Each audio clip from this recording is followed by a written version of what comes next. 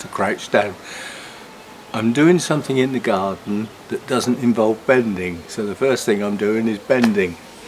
Duh. I've got some new secateurs because Hannah complained she forgot her own last time she was down. She complained that mine were no good and I needed new ones, so I've got some new ones. But I haven't tried them out yet, so now is the time.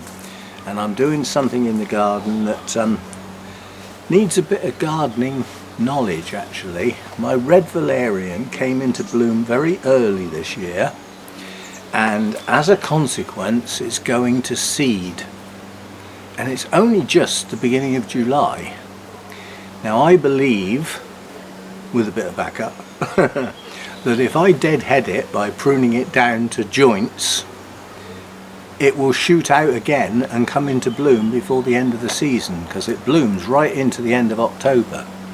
Now, in amongst me mucking about with plants, you may see some small whites, some commas and some holly blue butterflies flitting around, and I'm going to move the camera slightly to get the Buddleia in, because we've also got peacocks and red admirals whizzing around, but they're so quick.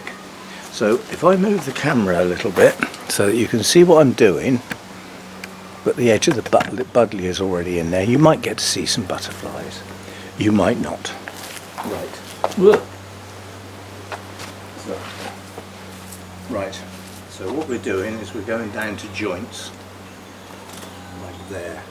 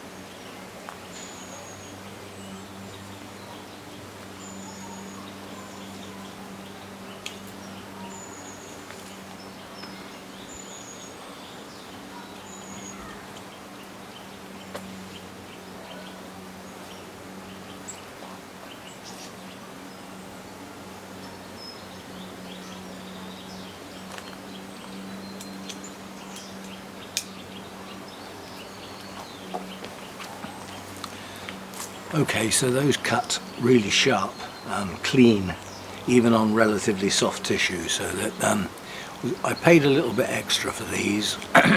They're a renowned make who make tools with blades and have been doing so since I was a youngster. Spear and Jackson make sharp tools, so a little bit extra but possibly worth it in the long run. Right, so what we've done is we've now fooled the plant into believing, although it tried to go to seed to perpetuate its species, it's failed. And as it's failed, it needs to produce more blooms. That's the theory. And that's all I'm doing because it's hot. The Buddleia's coming on nicely now. It uses up a lot of water, but there's lots of little jobs like this to do in the garden that I'm happy to come out and do a little bit at a time. You know, literally 15 minutes to half an hour in this heat I can put up with. The next job I want to do is clearing the gravel beds of the old forget-me-nots and weeds and various things like that. But that does involve bending and might even involve getting my kneeler out. Now, just going to take the camera down a bit. Off a bit, I mean. I know what I mean. I was a bit dubious about putting the camera in full sun like that, but other people do it. Wildlife photographers, they have their cameras set up on tripods. Now, as you can see, the steps are out on the decking, and it's reasonably obvious to the uninitiated that the only reason the steps are there is for me to get up on the shed. Now, I'm not getting up on the shed at the moment, but I will show you what I got up there for. I got up there with some very strong weed killer, and we've had a go at spraying everything green. And as you can see, in the main, it's dying back. I'm still going to have to get up here with the hedge trimmer and hack it all down. And then I'm going to get some even stronger weed killer, vicious stuff, horrible stuff in fact, not environmental friendly, and I'm going to pour it down between the back of the shed and the fence in the area where this bramble's coming from. But while I was up here, I did notice something that's a little disconcerting, and there's nothing I can do about it. This corner of next door's garden is now behind their hedge. They obviously don't care about it, they're not going to use it, they're not going to garden. So this bit now is a forgotten piece of land. It's got bindweed, it's got nettles, and it's got brambles in it. And they're going to be forever coming through my fence and under the fence and trying to get into this garden. So that's not good news. I didn't know that till I got up here. Anyway, so that's what the steps are here for, was to get up on the shed. Now, the last time I got up on the shed, I had my sandals on and I slipped and slid all over the place and I was not happy. This time when I got up there, not only was I on my own, I put my trainers on and I had grip. I didn't slip. I felt quite safe.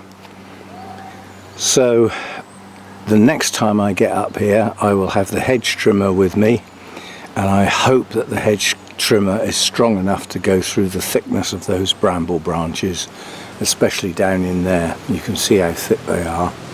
If not, I'm going to have to get my long tool cutter. It's basically a long handled lopper, and cut them off that way.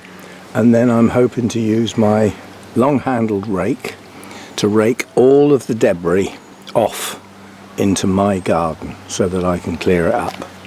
Unlike the half-wit who had a go at it once before on his shed and, you know, cut off all the stuff hanging over his side and threw it in my garden.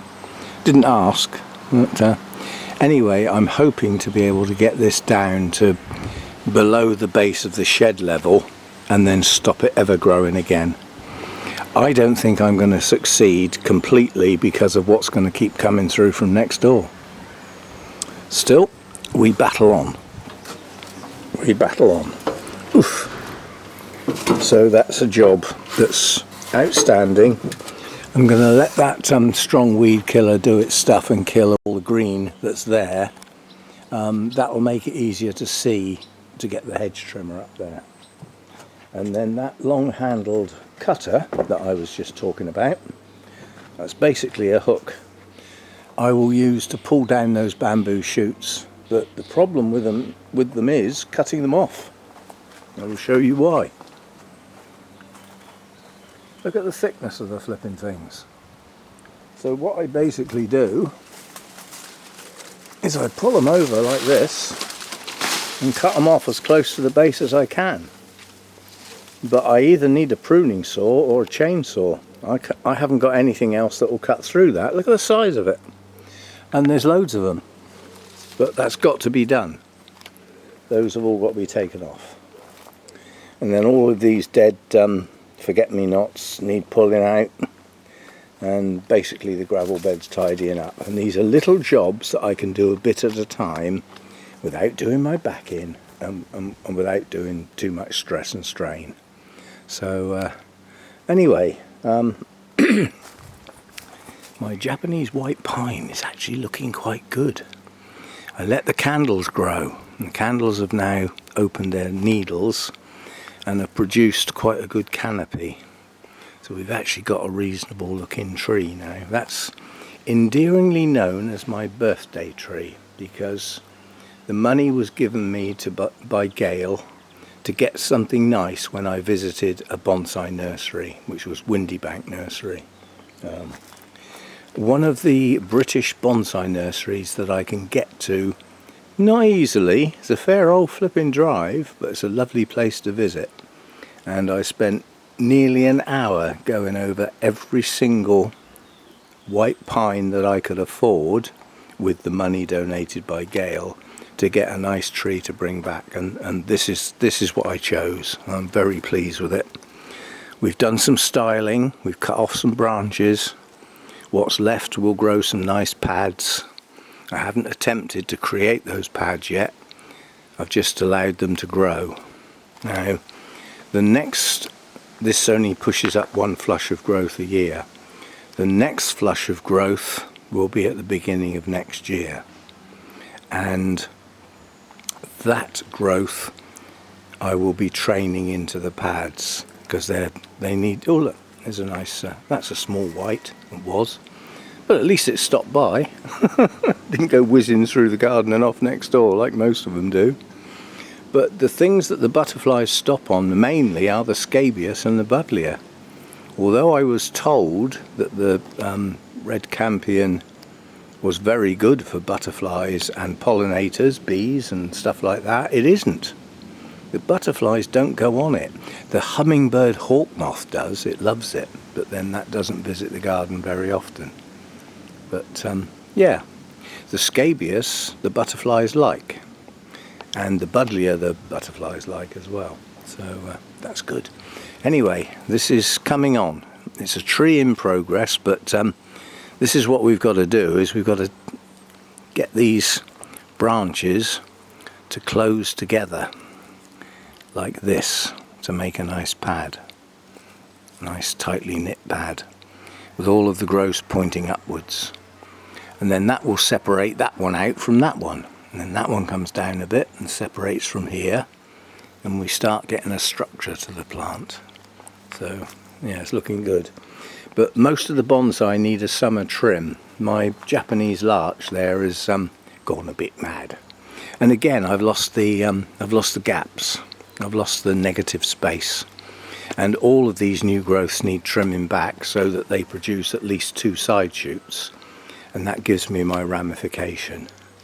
The golden larch or false larch, I'm still not absolutely sure what the hell I'm doing with that.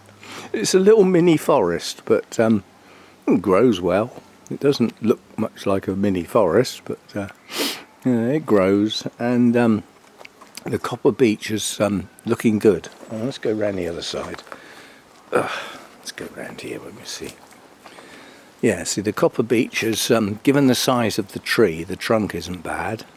The wind kept blowing that off the staging, that's why it's tied on with string.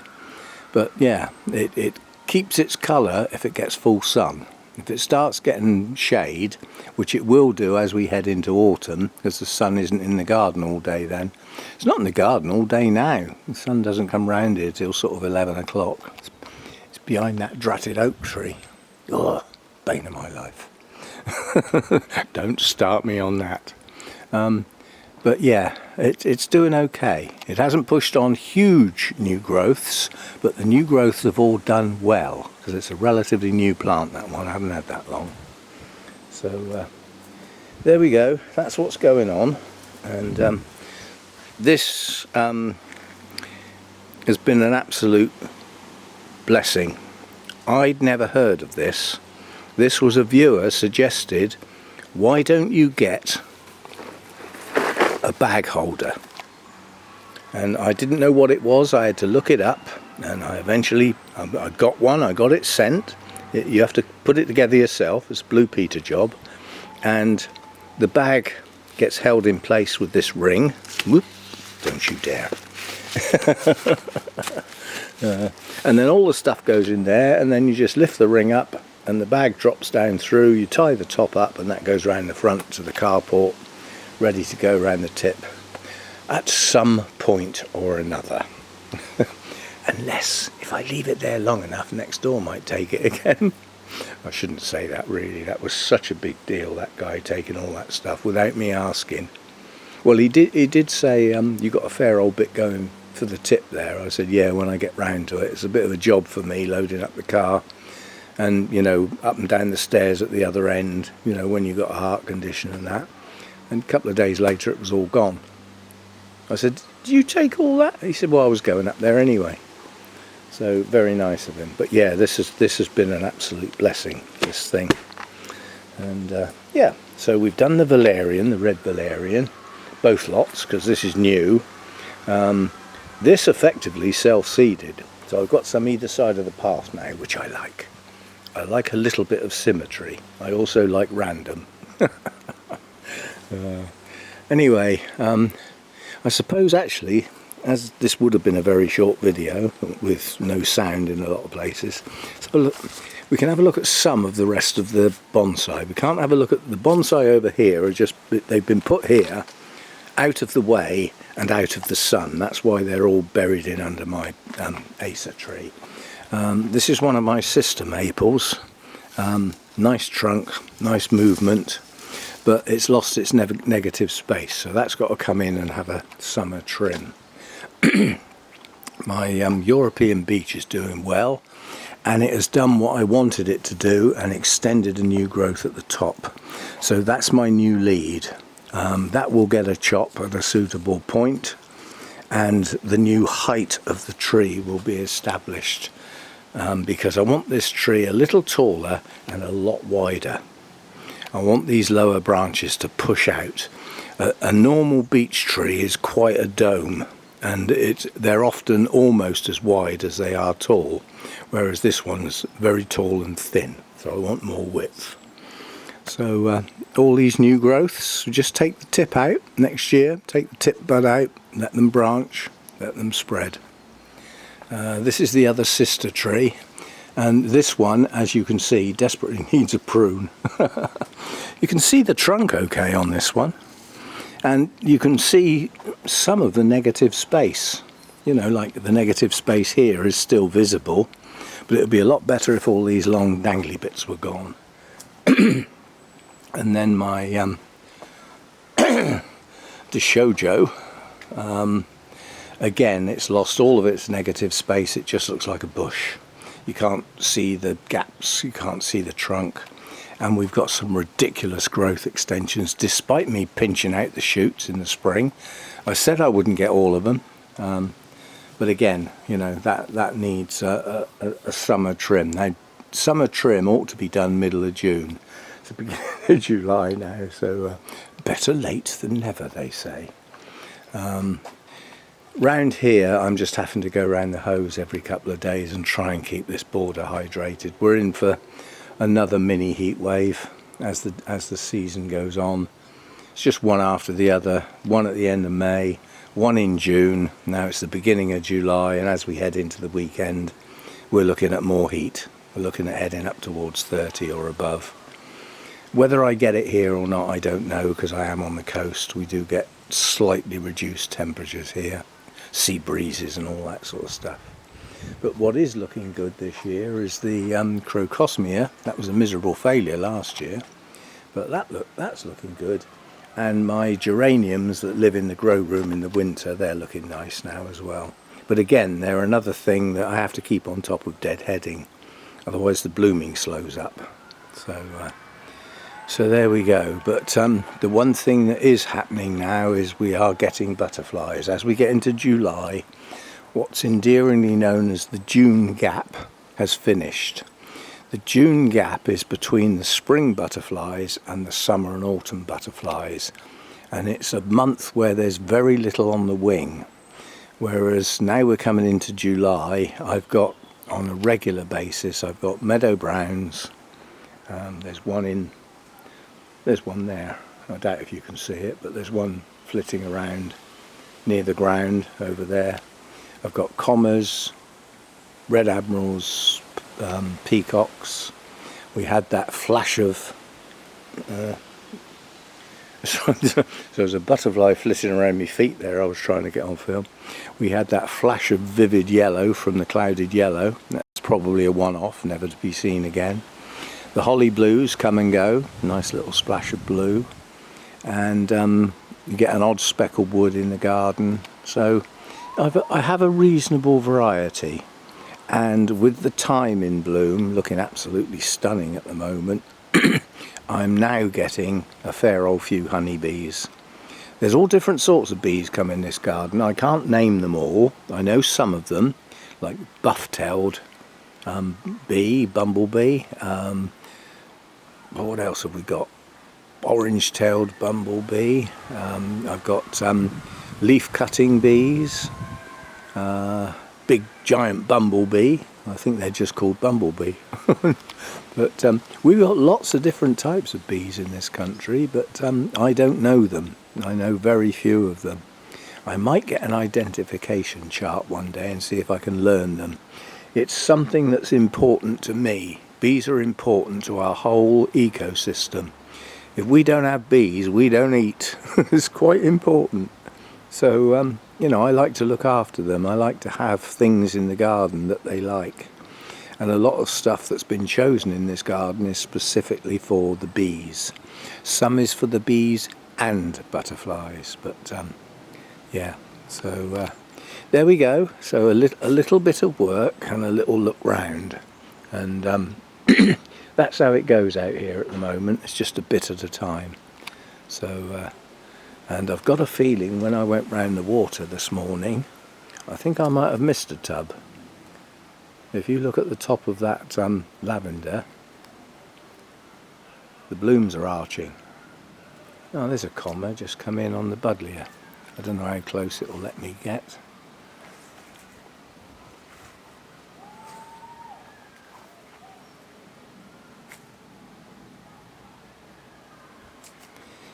If you get to see it on the underside, there's a silver comma shape.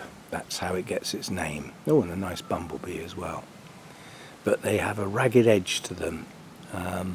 And the top side, not that you can see it, it's hiding behind the bloom, is a lovely bright orange with dark brown markings. They're very attractive. I get quite a few of these in the garden. They're quite common. But yeah, they're a lovely butterfly. Very nice. I presume that's in shot because I can't see what the hell I'm doing in the sunshine. If I get too close it'll fly. I was just hoping it might actually open its wings. It's too busy scoffing at the moment.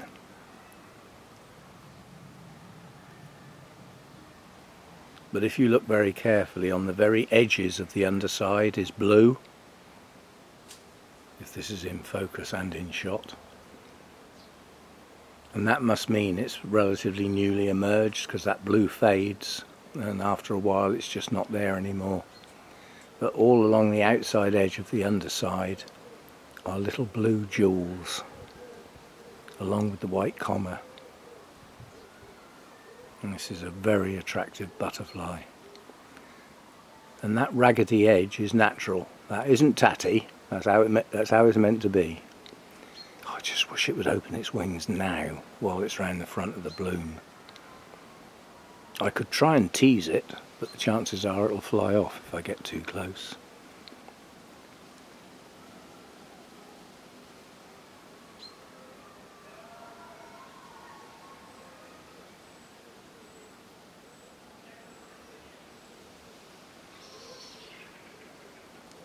Yeah, I didn't think it would stay long. Anyway, hopefully you saw the flash of the topside colours. As I say, it's a very attractive butterfly. So there we go. We'll end on that. We'll end on a nice visitor. And I'll see you next time. Thanks for dropping by.